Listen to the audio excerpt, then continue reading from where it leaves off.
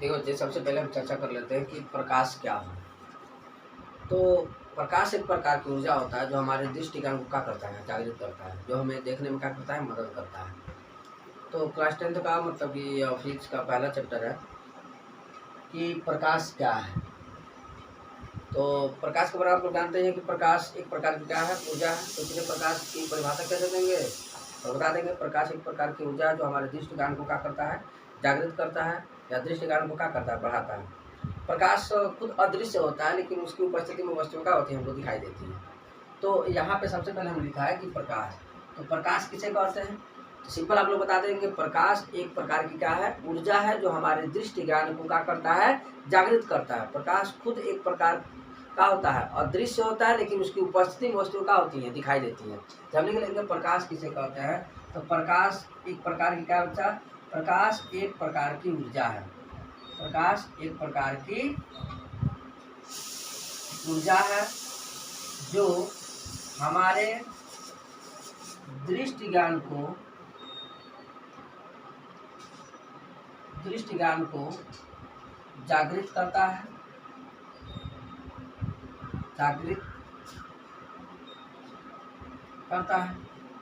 प्रकाश खुद अदृश्य होता है,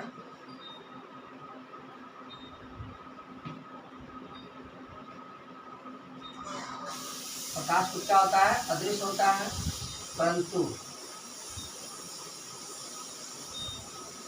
की उपस्थिति में हमें वस्तु क्या करती है, दिखाई देती है।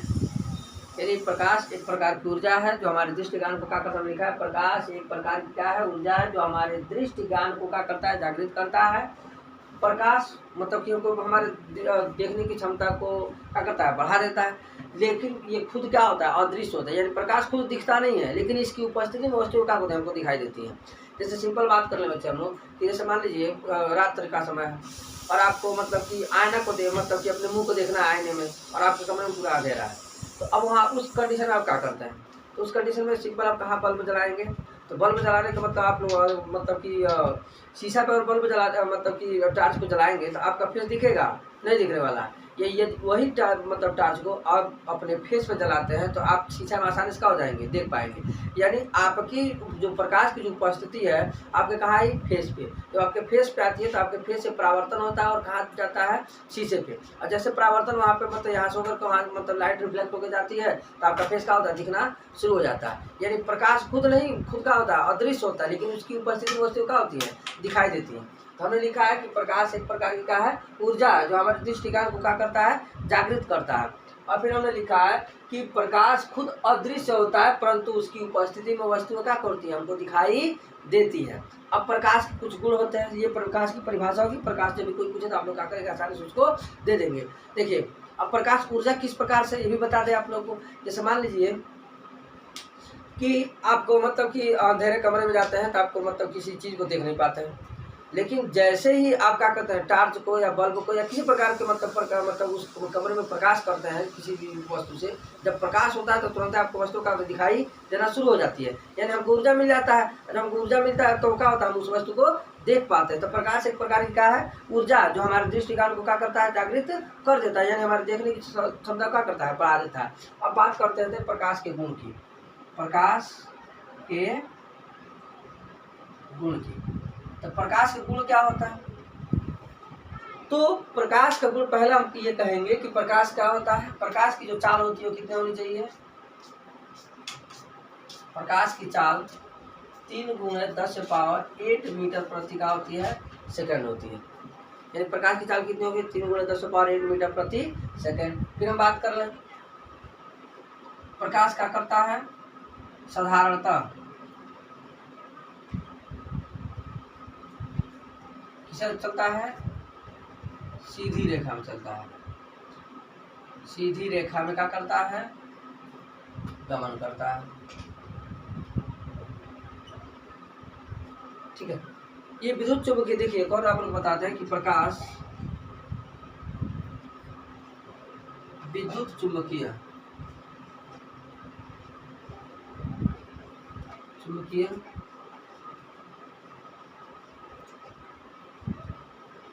विद्युत चुम्बकीय तरंगों की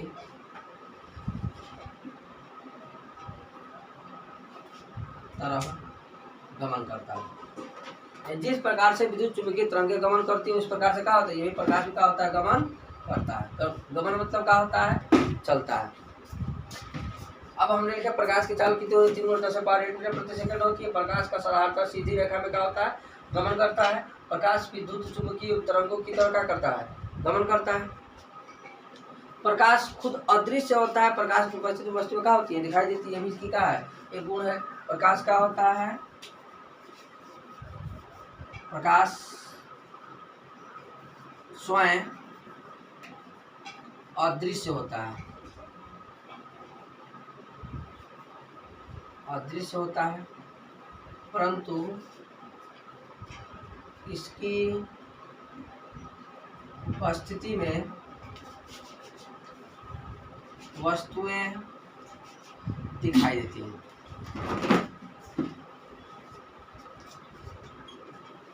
प्रकाश क्या होता है, खुद अदृश्य होता है, लेकिन इसके उपस्थिति में वस्तुएं क्या होती है, हमको दिखाई देती हैं। ये आपके क्या हो गया, कुछ गुण हो गए। ये पहला गुण हो गया, ये आपका दूसरा गुण हो गया, ये क्या हो गया आपके 3, और ये क्या हो गया 4। यानी कि हमने क्या किया, कुल आपको मतलब यहाँ पे 4 गुण बता रहे हैं, और भी बहुत सारे गुण हैं, लेकिन हम 4 गुण आप लोग बता रहे हैं कि प्रकाश की चाल कितनी होती है, 3 × 10⁸ मीटर प्रति सेकंड होता है। प्रकाश का साधारणतः सीधी रेखा में क्या होता है, गमन करता है। प्रकाश विद्युत चुम्बकीय तरंगों की तरह क्या करता है, विद्युत चुम्बकीय तरंगों की तरह भी क्या करता है, गमन करता है। प्रकाश स्वयं अदृश्य होता है। प्रकाश क्या होता है, स्वयं मतलब खुद दिखता नहीं है, लेकिन इसकी उपस्थिति में वस्तुएं क्या होती हैं, दिखाई देती हैं। तो ये कुछ क्या हो गए, प्रकाश के कुछ गुण हो गए। अब हम बात करें प्रकाश, आप लोग समझ में आ गए प्रकाश किसे कहेंगे, प्रकाश होता क्या है। प्रकाश के कुछ गुण भी आप लोग हमने बता दिया। अब बात कर लेते हैं यहाँ पे हम लोग कि मतलब कि अदीप्त वस्तु का, हमने यहाँ पे हेडिंग डाल दिया, हमको क्या क्या पढ़ना है इसमें। अब यहाँ पे बात कर लेते हैं अदीप्त वस्तुएं क्या होती हैं।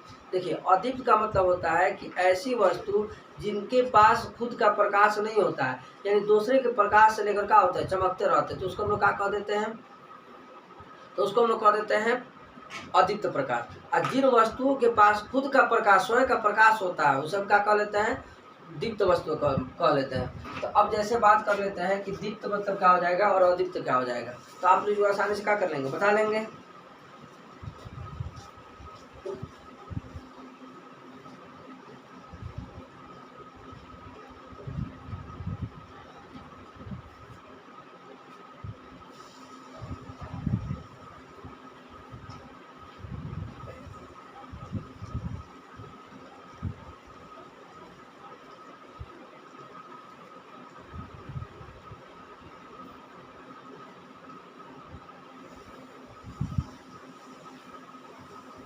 तो अब बात कर लेते हैं अदीप्त वस्तु की, अदीप्त की। अदीप्त का मतलब क्या होता है, अदीप्त का मतलब होता है कि ऐसी वस्तुएं जिनके पास स्वयं की मतलब कि प्रकाश होता है, उसमें ऐसी वस्तु जिनके पास स्वयं का प्रकाश नहीं होता है, उसको हम लोग क्या कह लेंगे, अदीप्त कह लेंगे। लिख लेंगे यहाँ पे, ऐसी वस्तु जिनके पास स्वयं का प्रकाश नहीं होता है, उसे हम क्या कह लेंगे, उसे अदीप्त वस्तुएं कहते हैं। जैसे चंद्रमा, चंद्रमा की बात कर ले बच्चे हम लोग, तो हमने कहा कि ऐसी वस्तु जिनके पास खुद स्वयं का प्रकाश नहीं होता है, उसे हम क्या कहेंगे, अदीप्त वस्तु कहेंगे। जैसे बात कर लें यहाँ पे हम लोग कि चंद्रमा के पास खुद का प्रकाश होता है, नहीं होता है। चंद्रमा मतलब जितना प्रकाश सूर्य का पाता है उतना ही भाग का होता है, चमकता है, यानी हमको देता है। यानी जितना मतलब कि अब देखते होंगे कि अभी कभी चाँद इतना दिखता है, कभी चाँद इतना दिखता है, कभी चाँद इतना दिखता है, कभी चाँद मतलब कि आधा दिखता है, और कभी चाँद का हमको पूरा दिखता है। यानी जितना भाग मतलब कि प्रकाश का चाँद पे पड़ता है उतना भाग हमको क्या होता है, दिखाई देता है, और जितना भाग पे नहीं पड़ता है उतना हमको प्रकाश मतलब कि वहाँ पे उसकी चंद्रमा की हमको दिखाई नहीं देता है। तो वही कहने का मतलब है कि अगर कोई वस्तु, यानी ऐसी वस्तु जिनके पास स्वयं का प्रकाश नहीं होता लेकिन दूसरे से प्रकाश लेकर क्या करते हैं, मतलब कि चमकते हैं या मतलब प्रकाश देते हैं, उसे हम लोग क्या कह लेंगे, उसे हम कह लेंगे अदीप्त वस्तु। अब ऐसी वस्तु जिनके पास स्वयं का प्रकाश होता है, तो ऐसी वस्तु को हम लोग क्या कह लेंगे, दीप्त दीप्त कह लेंगे या प्रदीप्त भी वस्तु क्या कह लेंगे। अब यहाँ पे लिख लेते हैं कि प्रदीप्त वस्तु है, प्रदीप्त वस्तु।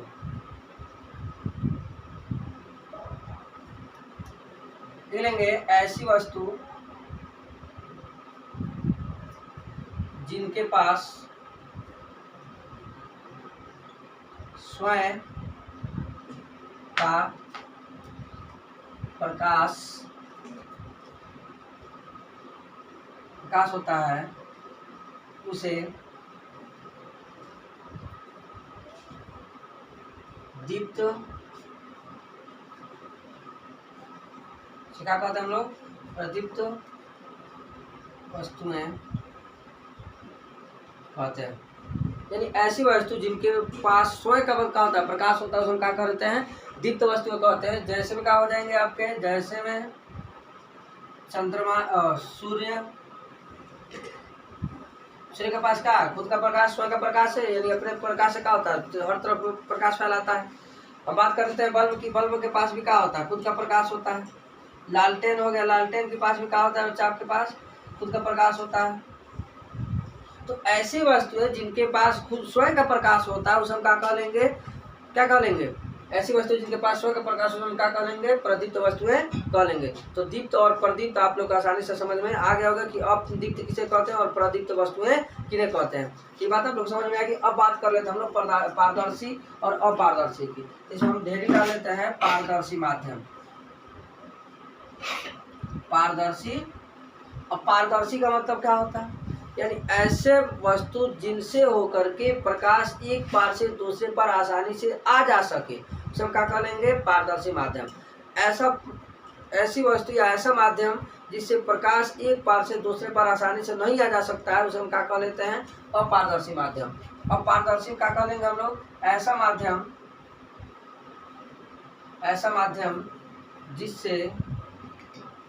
जिससे होकर प्रकाश एक पार से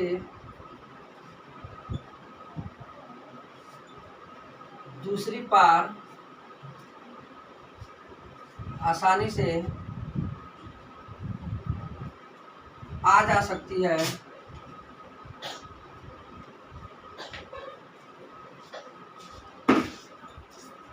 ऐसे माध्यम को क्या कहते हैं हम लोग,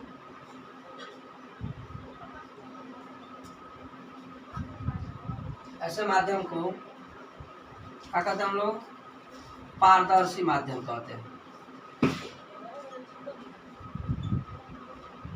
पारदर्शी माध्यम कहते हैं।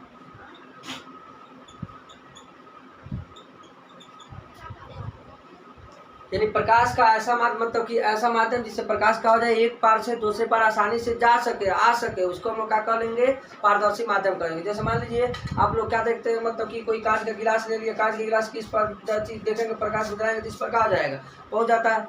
पानी में हम देख रहे हैं, पानी की एक पार से मतलब दूसरे पार प्रकाश का होता है, मतलब कि जा सकता है। तो ऐसा माध्यम जिससे प्रकाश एक पार से दूसरे पार का आसानी से चली जाए, उसे हम क्या कर लेंगे, प्रकाश का पारदर्शी माध्यम कहेंगे।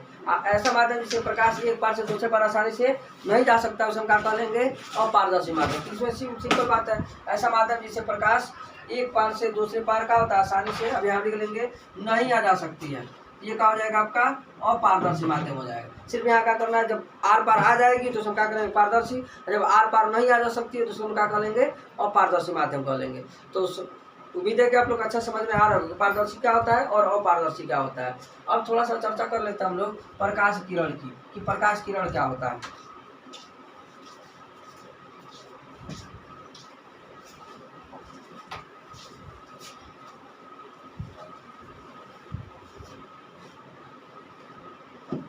अभी आप लिख रहे हम लोग कि प्रकाश किरण,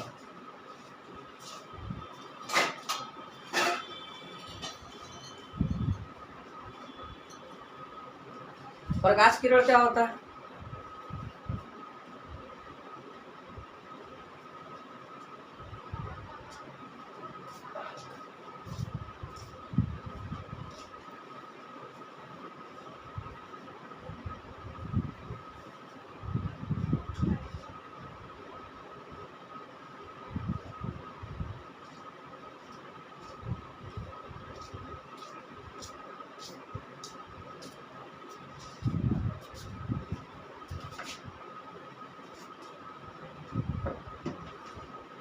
यानी प्रकाश जिस सरल रेखा में क्या करता है, गमन करता है, यानी जिस मतलब कि प्रकाश जिस रास्ते से जाता है या जिस सरल रेखा में गमन करता है उसे हम क्या कहते हैं, प्रकाश का किरण कहते हैं। यहाँ लिखा हमने कि प्रकाश जिस सरल रेखा में क्या करता है, गमन करता है, उसे हम क्या कहते हैं, प्रकाश की किरण कहते हैं। जैसे मान लीजिए यहाँ प्रकाश होगी, अब प्रकाश का जैसे जा रही है, मान लीजिए हमने क्या किया, मतलब कि टार्च जला दिया यहाँ पे, हमने क्या किया, टार्च रखा, अब टार्च हमने जला तो टार्च जला दी, प्रकाश ऐसे जा रहा है कि नहीं जा रहा है। अब जिस सरल रेखा में ये गमन करेगा इसको हम लोग क्या कह लेंगे, ये क्या कहलाएंगे, हमारे प्रकाश किरण कहलाएंगे। ये क्या कहलाएगा, हमारा प्रकाश किरण। यानी जिस सरल रेखा में क्या होता है, प्रकाश गमन करता है उसको हम लोग क्या कहते हैं, प्रकाश किरण। यानी प्रकाश की जो सरल रेखी गति होती है उसको हम लोग क्या कहते हैं, प्रकाश किरण कहते हैं। तो उम्मीद है आप लोग समझ में आ रहा होगा कि प्रकाश किसे कहते हैं। यानी जब क्या होता है, प्रकाश जिस सरल रेखा में क्या करता है, गमन करता है, उससे हम क्या कहते हैं, प्रकाश किरण कह लेते हैं। जैसे मान लीजिए हमें टार्च जब टार्च जलाए हैं तो ये प्रकाश से निकल रहा है कि नहीं निकल रहा है, तो अब प्रकाश मतलब एक रे से जा रहा है, एक सीधी रेखा में जा रहा है, तो उसको हम क्या कर देंगे, प्रकाश किरण कह देंगे। तो प्रकाश किरण आप लोग समझ में आ गया होगा कि प्रकाश किरण क्या होता है। अब बात कर लेते हैं प्रकाश पुंज की।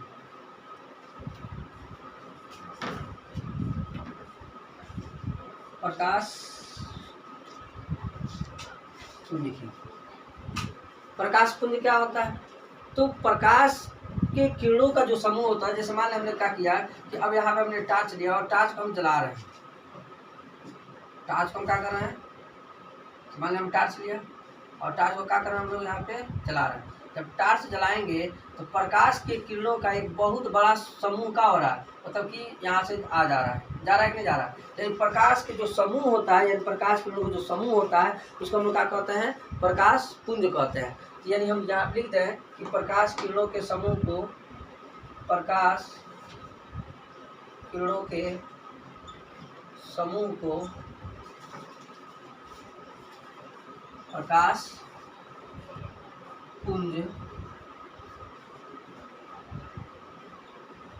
कहते हैं। यानी प्रकाश किरणों का जो समूह होता है, यानी प्रकाश किरण जा रही है, इसको हमने कहा कि एक समूह बना दिया, जो समूह बनाएंगे वो क्या कहलाएगा, प्रकाश पुंज कहलाएगा। यानी प्रकाश किरणों के समूह को ही हम लोग क्या कहेंगे, प्रकाश पुंज कहेंगे। बात समझ में आ गई, प्रकाश पुंज क्या होता है। अब बात कर लेते हैं, अब इसमें प्रकाश पुंज भी 3 प्रकार के होते हैं। प्रकाश पुंज कितने प्रकार के होते हैं, 3 प्रकार के। पहला होता है आपका अभिसारी प्रकाश पुंज, दूसरा आपका होता है अपसारी प्रकाश पुंज और तीसरा होता है समांतर प्रकाश पुंज। अब यहाँ पे चर्चा कर लेते हैं हम लोग कि अभिसारी प्रकाश पुंज क्या होता है। तो सबसे पहला हम लिख लेते हैं अभिसारी। देखिए अभिसारी प्रकाश पुंज,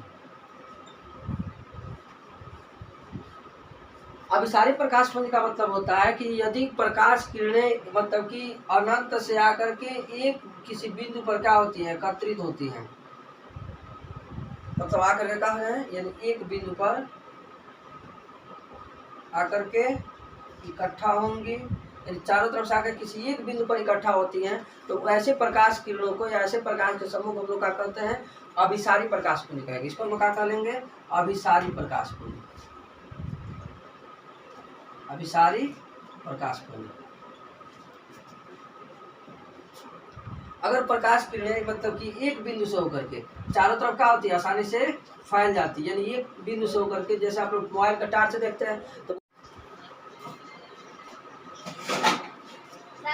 अभिसारी प्रकाश पुंज बड़ा समझ लीजिए कि अभिसारी प्रकाश पुंज क्या होता है। तो हम बात कर लेंगे यहाँ पे कि देखिए अगर मतलब कि प्रकाश किरणें अनंत से होकर के एक बिंदु पर क्या होती है, इकट्ठी होती है, तो उसको हम लोग क्या कर लेंगे, अभिसारी प्रकाश पुंज। जैसे मान लीजिए आप लोग मतलब कि लेंस देखे होंगे, ये लेंस हो गया, जैसे मान लीजिए हम कोई लेंस ले लेते हैं। अब लेंस में हम क्या करना है कि अनंत से प्रकाश किरणें आती है, हम क्या करते हैं, हम लोग किसी एक बिंदु पर क्या करते हैं, एकत्रित करते हैं। आकर के जब एक बिंदु पर एकत्रित होती हैं, यानी चारों तरफ से इकट्ठा होकर के, है ना, जब एक बिंदु पर क्या हो जाए, एकत्रित हो जाए, तो इसको हम लोग क्या कहेंगे, ऐसे प्रकाश किरण को हम लोग क्या कहेंगे, अभिसारी प्रकाश पुंज कहेंगे। यानी जब मतलब कि ऐसा प्रकाश पुंज जो ये किसी एक बिंदु पर इकट्ठा होती है, एकत्रित होती है, तो उसको हम लोग क्या कहेंगे, अभिसारी प्रकाश पुंज कहेंगे। तो अभिसारी प्रकाश पुंज समझ में आ गया। अब बात कर लेते हैं, अगर एक ही बिंदु से यानी चारों तरफ समान दिशाओं में क्या होता है, प्रकाश फैल जाए, तो उसको हम लोग क्या कह लेंगे, अभिसारी प्रकाश पुंज कह लेंगे। यानी जब एक ही बिंदु से चारों दिशाओं में क्या होती है, प्रकाश फैल जाती है, तो हम लोग क्या करते हैं, अपसारी प्रकाश पुंज कहते हैं। क्या कहते हैं बच्चा, अपसारी प्रकाश पुंज कहते हैं। तो क्या कहा जाएगा, अपसारी प्रकाश पुंज कहलाएंगे। इसको क्या करेंगे हम लोग, अभिसारी प्रकाश, ये भी क्या कहलाएगा आपका, अभिसारी प्रकाश पुंज कहलाएगा। तो बात समझ में आ रहा है आपको कि अभिसारी प्रकाश पुंज क्या होता है, अपसारी प्रकाश पुंज क्या होता है। जैसे बात कर लें कि आपके मोबाइल का जो फ्लैश लाइट होता है वो कौन सा प्रकाश पुंज होता है। तो आप लोग देखते हैं कि मोबाइल का फ्लैश लाइट कितना सा होता है और क्या होता है, चारों तरफ मतलब कि प्रकाश फैला देता है, नहीं फैला देता है। जब इतना सो करके चारों तरफ मतलब सभी दिशाओं में प्रकाश फैला रहा है तो कौन सा प्रकाश पुंज हो जाएगा, वो आपका हो जाता है, वो आपका मतलब कि अपसारी प्रकाश पुंज हो जाएगा। जैसे बल्ब देख लीजिए, लाइट का जो बल्ब है, बल्ब कौन सा है, एक बिंदु है और चारों तरफ क्या कर रहा है, प्रकाश को फैला रहा है। जब चारों तरफ प्रकाश को फैला रहा है तो उसको हम लोग क्या करेंगे, अपसारी प्रकाश पुंज कह लेंगे। यानी अगर देखिए मतलब कोई भी एक मतलब कि इंस्ट्रूमेंट है वो चारों तरफ प्रकाश मतलब फैला रहा है तो उसको हम लोग क्या कर लेंगे, अब अपसारी कह लेंगे।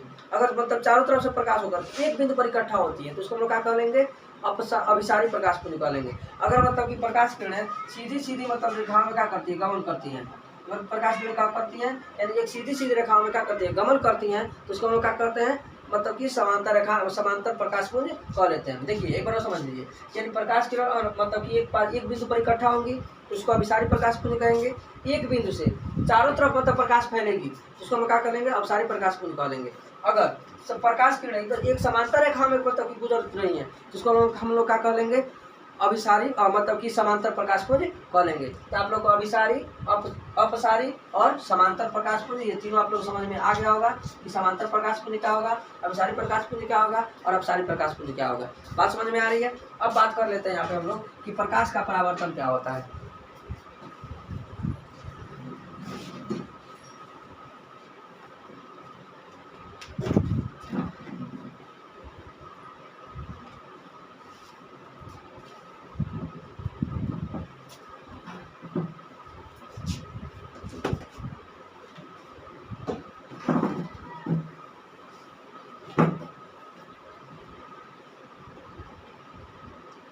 तो अब हम लोग देख लेंगे कि मतलब कि प्रकाश का परावर्तन क्या होता है। प्रकाश का परावर्तन,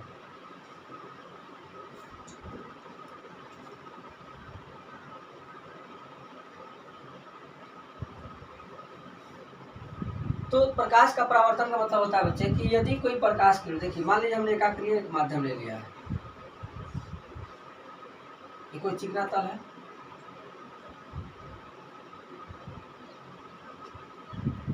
यानी जब कोई प्रकाश किरण अपने मार्ग से चलती है, जब कोई प्रकाश किरण अपने मार्ग से चलती हुई, ये प्रकाश किरण आ रही है, यानी जब कोई प्रकाश किरण अपने मार्ग से चलती हुई किसी चिकने तल से टकराती है, इस चिकने तल से क्या होती है, टकराती है, और टकराने के पश्चात उसी माध्यम में वापस क्या होती है, लौट जाती है। यानी प्रकाश आया और चिकने तल से टकरा करके इसी माध्यम वापस क्या हो गया, लौट गया। तो प्रकाश के आने और मतलब किसी बिंदु पे टकराने और यहाँ से वापस जाने की जो परिघटना होती है उसको हम क्या कहते हैं, प्रकाश का परावर्तन कहते हैं। यानी जब प्रकाश किरण, परिभाषा कैसे देंगे, प्रकाश का परावर्तन क्या होता है कि जब कोई प्रकाश किरण अपने मार्ग से चलती हुई, जब कोई प्रकाश किरण अपने मार्ग से चलती हुई किसी चिकने तल से टकराती है तो टकराने के पश्चात उसी माध्यम में वापस क्या होती है, लौट जाती है, तो प्रकाश की यह परिघटना क्या कहलाता है, प्रकाश का परावर्तन कहलाता है। यानी आ करके टकरा करके वापस जाना ही क्या कहलाता है, प्रकाश का परावर्तन कहलाता है। जैसे अभी आप लोग को हम मतलब कि यहाँ पे उजाला थोड़ा दिख रहा है, उजाला क्यों दिख रहा है कि वहाँ से प्रकाश आया है, टकराया और क्या कर आपको दिख रहा है। यानी प्रकाश देखिए जब तक मतलब कि प्रकाश का परावर्तन नहीं होगा कोई भी वस्तु आपको दिखाई नहीं देंगी। जैसे बात कर लेते हैं कि आप लोग और मतलब कि रात्रि में टार्च लेकर के और क्या कीजिए, आसमान में जलाइए। जब टार्च को आसमान में जलाएंगे तो क्या होगा, कुछ दिखाई देता है, नहीं दिखाई देता है। यानी सिर्फ जहाँ तक ये प्रकाश जा रहा था वहीं तक दिखाई देता, मतलब उधर से कोई वस्तु दिखाई नहीं देती है। यानी कहने का मतलब ये है कि अगर कोई इंस्ट्रूमेंट या कोई वस्तु मतलब ऊपर मिलता तो उस पर टकराता तो वस्तु हमको दिखाई देती, और वहाँ से परावर्तन तो तभी तो दिखाई देता, अगर परावर्तन नहीं होगा तो दिखाई नहीं देगा। आप लोग अंधेरे में चले जाएं, अब मतलब कि क्या करते हैं आप लोग अंधेरे में जा करके और मतलब अपने फेस पे टार्च जलाएंगे और शीशे में देखेंगे तो आपका फेस दिखना शुरू हो जाएगा, क्योंकि जब आप लाइट जलाते हैं तो आपके फेस पे आता है और फेस से टकरा करके क्या होता है वो वापस वहाँ पे जाता है। जैसे वापस जाता है तो आपका फेस क्या होता है, चमकने लगता है और आपकी मतलब फेस क्या होता है, दिखाई मतलब कि आईने में दिखाई देता है। अब बात कर लेते हैं कि जब प्रकाश किरण आती है और टकरा करके यहाँ से वापस जाती है, प्रकाश किरण के आने और टकरा करके वापस जाने की जो परिघटना होती है उसको हम क्या करेंगे, प्रकाश का परावर्तन करेंगे। एक बार और समझिए कि जैसे मतलब रात्रि में आप लोग क्या करते हैं कि प्रकाश को जब ऊपर आसमान में जलाएंगे तो कुछ दिखाई नहीं देता, लेकिन जैसे कहीं साइड में करते हैं, किसी के मकान पे पड़ता है तो वस्तु आपको दिखाई देना क्या होती है, शुरू हो जाती है। यानी जैसे ही आप मकान पे जलाते हैं तो मकान से जो मतलब लाइट जो रिफ्लेक्ट होती है, रिफ्लेक्ट होकर सीधे क्या होती है, आपके पास आती है, और जब आपके पास आती है तो आप क्या करते हैं, उस वस्तु को आसानी से देख पाते हैं। अगर वस्तु टकरा करके वापस नहीं आ पाती है तो आप लोग उस वस्तु को आसानी से देख नहीं पाते हैं। कभी कभी क्या होता है कि बहुत दूर तक का वस्तु को टार्च को जलाते हैं और वहाँ की वस्तुओं को स्पष्ट दिखाई नहीं देती। यानी कहने का मतलब यह है कि वहाँ का जो परावर्तित किरणें हैं आपके पास मतलब पूर्ण रूप से आ नहीं पाती हैं, और स्पष्ट रूप से आपके पास मतलब आती है तो आप उस वस्तु को स्पष्ट रूप से क्या कर पाते हैं, देख पाते हैं। अगर कहीं की भी मतलब कि आपको दूर की वस्तु स्थायी नहीं दे मतलब स्पष्ट दिखाई नहीं दे पाती हैं, इसका मतलब यही है कि आपके पास वहाँ का जो मतलब कि जो प्रकाश का परावर्तन है आपके आंखों के आपके पास पहुँच स्पष्ट नहीं पा रहा है। अगर आपके पास स्पष्ट कोई चीज़ पहुँच पा रहा है तो आप क्या कर रहे हैं, आसानी से उसको देख पाते हैं। तो कहने का मतलब ये कि प्रकाश का परावर्तन किसे कहते हैं, आपको घटना समझ में आ गया होगा कि जब कोई प्रकाश किरण चलती है अपने मार्ग से क्या होती है, टकराती है, और टकरा करके मतलब उसी माध्यम में वापस क्या होती है, लौट जाती है। तो प्रकाश की यह परिघटना क्या करते हैं, प्रकाश का परावर्तन कहलाता है। अब जो प्रकाश देखिए जो आता है मतलब जो किरणें आती हैं, अब यहाँ पे क्या खींचते हैं, एक तो अभिलंब खींच लेते हैं, इसको हम कहते हैं अभिलंब। देखिए अब जो किरणें आती हैं इसको हम लोग कहते हैं आपतित किरणें। क्या कहेंगे हम लोग, आपतित किरणें।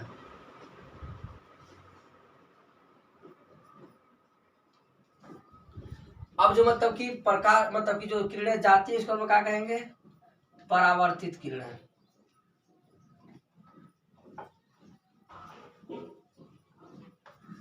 परावर्तित किरण। अब जो आई उसको क्या कहेंगे, आपतित किरण। जो यहाँ से टकरा के वापस जाए उसको हम लोग क्या कहेंगे, परावर्तित किरण कहेंगे। अब मतलब यहाँ पे जो बीच में हम जो अभिलंब खींचे इसको हम लोग क्या कर लेंगे, अभिलंब कर देंगे।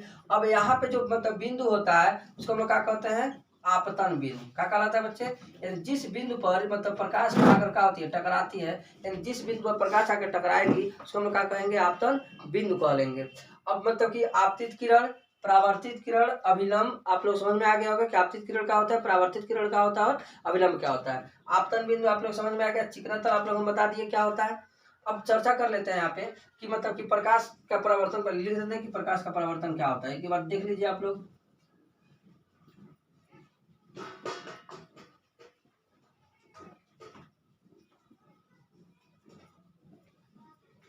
लिखेंगे यहाँ पे जब प्रकाश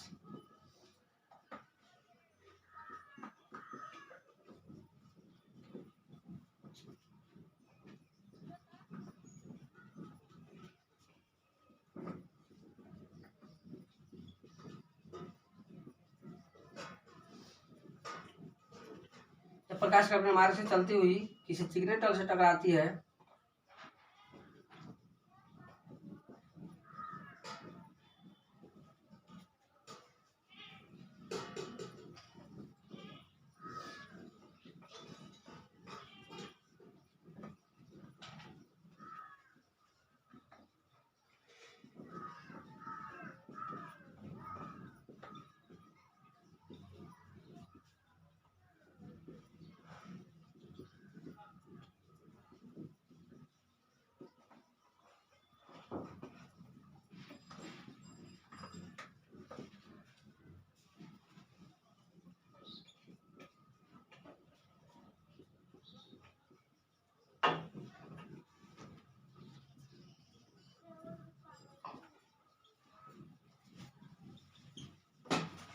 देखिए, यानी कहने का मतलब यह है कि जब कोई प्रकाश किरणें अपने मार्ग से चलती हुई किसी चिकने तल से क्या होती है, टकराती है, और टकराने के पश्चात उसी माध्यम यानी जिस माध्यम से आई थी उसी माध्यम वापस क्या होती है, लौट जाती है। तो प्रकाश की यह परिघटना क्या कहलाता है, लिखा हमने, तो प्रकाश की यह परिघटना प्रकाश का परावर्तन कहलाता है। परावर्तन के दो नियम होते हैं, अब लिख लीजिए। प्रकाश का पहला क्या होता है कि आपतित किरण, परावर्तित किरण और अभिलंब।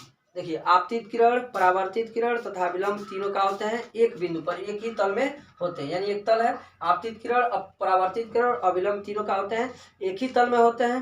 इसको यह क्या होता है, आपका परावर्तन का पहला नियम होता है। दूसरा नियम कि अब यहाँ पे आएगा तो आपतित किरण और अभिलंब के बीच यहाँ पे कोण बनता है, इसको हम लोग क्या कहते हैं, आई, कोण आई। और परावर्तित किरण तथा विलंब के बीच बना कोण क्या कहलाता है? आर। अब आई फार क्या होता है? इनिएट होता है, इसलिए क्या करते हैं हम लोग, यानी आ रहा है, इनिएट हो रहा है, इसलिए हम आई से दिखाते हैं। आर इसलिए दिखाते हैं क्योंकि यहाँ पे क्या हो रहा है? रिफ्लेक्ट हो रहा है, तो इसको हम लोग कहते हैं आपतन कोण। क्या कहते हैं बच्चे हम लोग? आपतन कोण। आपतन कोण कहते हैं। अब ये जा रहा है, इसलिए उसको हम लोग क्या कहते हैं? परावर्तन कोण। परावर्तन कोण, यानी ये आपका क्या कहलाता है? परावर्तन कोण, और ये क्या कहलाएगा आपका? आपतन कोण। तो यानी जो आता है वो आपतन कोण, मतलब आपतित किरण और अभिलंब के बीच बना कोण क्या कहलाएगा? आपतन कोण। परावर्तित किरण और अभिलंब के बीच बना कोण क्या कहलाएगा? परावर्तन कोण कहलाएगा। तो अब पहला नियम कहता है कि आपतित किरण, देखिएगा,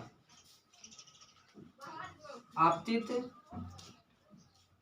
किरण, परावर्तित किरण,